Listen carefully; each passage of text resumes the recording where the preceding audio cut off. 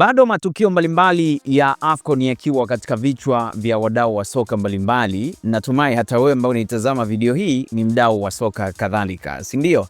Miongoni mwa matukio mengi ambayo yalitokea katika michuano ya AFCON ambayo iliweza kutamatika weekend iliyopita kule nchini Morocco, ambapo Senegal ilifanikiwa kuibuka bingwa wa mashindano hayo kwa kumfunga Morocco katika mchezo huu ambao ulikuwa ni wavuta ni kuvute. Mambo yalikuwa ni mengi, lakini katika zile hatua za makundi 16 bora, 8 bora, robo finali, nusu finali hadi finali yenyewe, matukio yalikuwa mengi sana. Miongoni mwa matukio ambayo yaliweza pia kuibua hisia ni moja kati ya lile tukio la shabiki wa DR Congo ambaye yeye aliweza kuchukua uamuzi wa kusimama ndani ya dakika 90 pasina kupumzika akiwa anamwenzi Lumumba.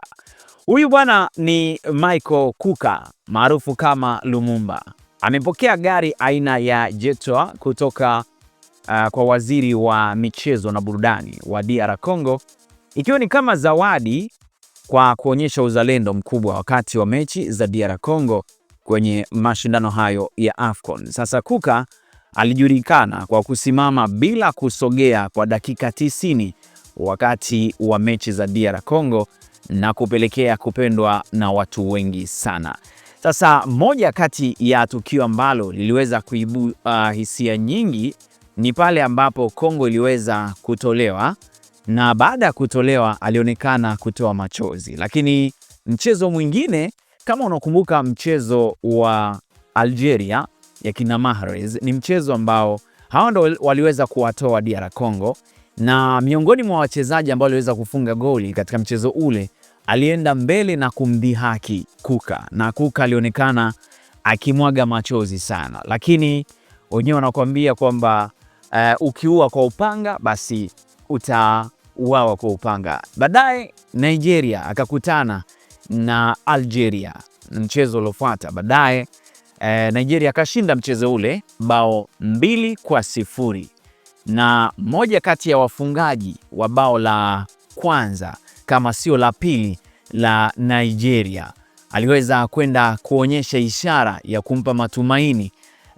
Lumumba huyu ama Kouka, Michael Kouka, kwamba sisi ni wa Afrika na sisi tu wamoja. Alifunga akaenda kushangilia ile staili ya Michael Kouka. Kwa hiyo taarifa ambayo ninayo hapa ni kwamba Kouka ama Lumumba ameweza kupokea gari aina ya Jetoa kutoka kwa waziri wa michezo na burudani wa DR Congo kama zawadi kwa kuonyesha uzalendo mkubwa wakati wa mechi za DR Congo kwenye mashindano ya AFCON. Sasa Kouka tunafahamu bwana, ile staili yake ya kushangilia wengi waliipenda, na miongoni pia mwa watu ambao walionekana kuipenda staili hiyo ni baadhi ya wachezaji hata wa Kiarabu pia.